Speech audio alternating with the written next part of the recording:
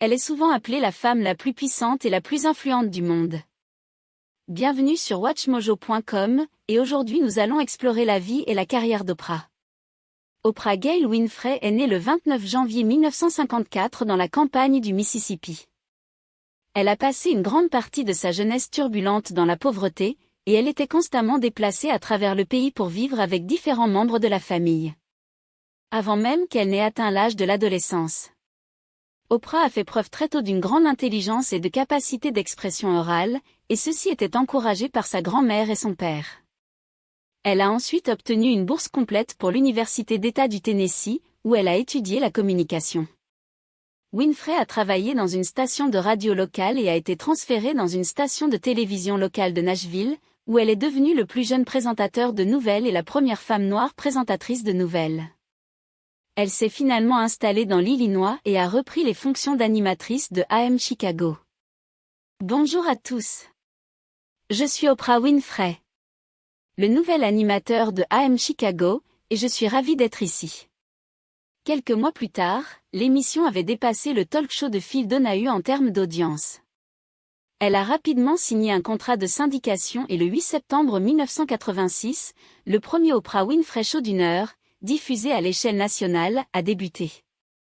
C'est également à cette époque que Harpo Productions a été fondée, avec Winfrey comme présidente. En tant qu'animatrice, Winfrey a été reconnue comme étant plus à l'écoute de son public que les autres personnalités des talk-shows de l'époque, et en changeant le format du tabloïd. Elle a su créer un lien avec son public et les personnes interrogées en révélant des histoires sur son passé. Par exemple, en 1986, elle a révélé qu'elle avait été molestée dans sa jeunesse. Elle a également parlé de son poids et de ses problèmes relationnels.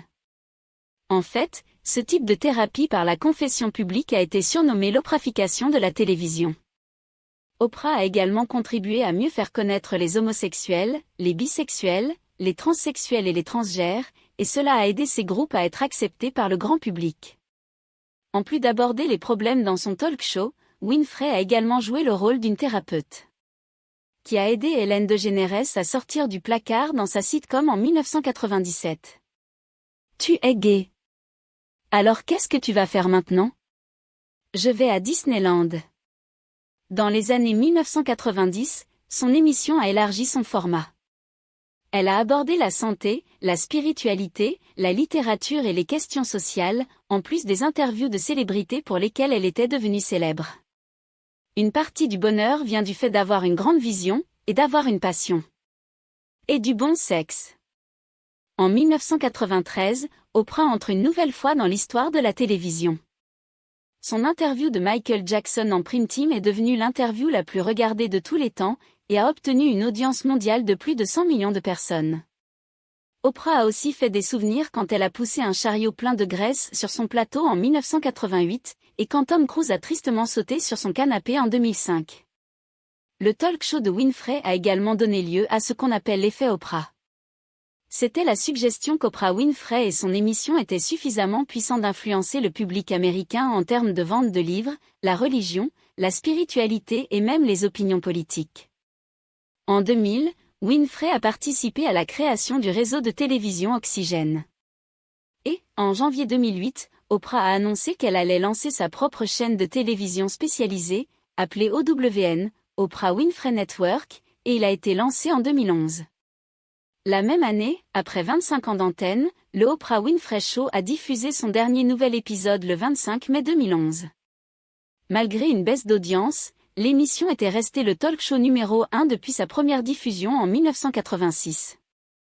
Oprah a passé une grande partie de sa carrière devant la caméra, mais pas tout en tant qu'animateur de son talk show.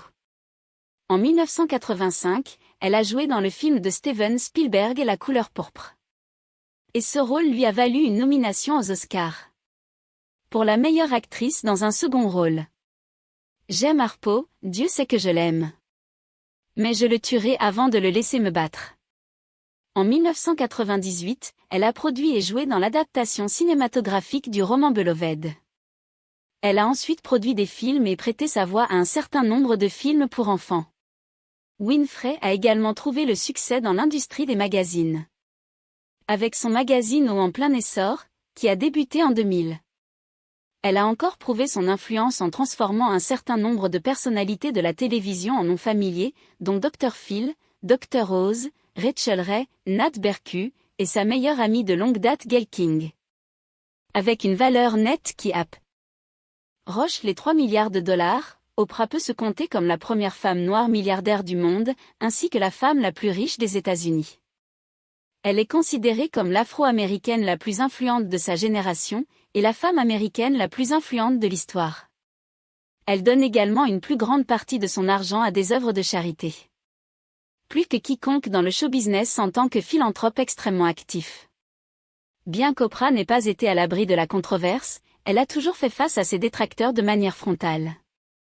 Après avoir construit un empire à partir de rien, Oprah Winfrey a influencé de manière indélébile, et on se souviendra longtemps de ses contributions à la culture populaire. Sous-titres par la communauté amara.org.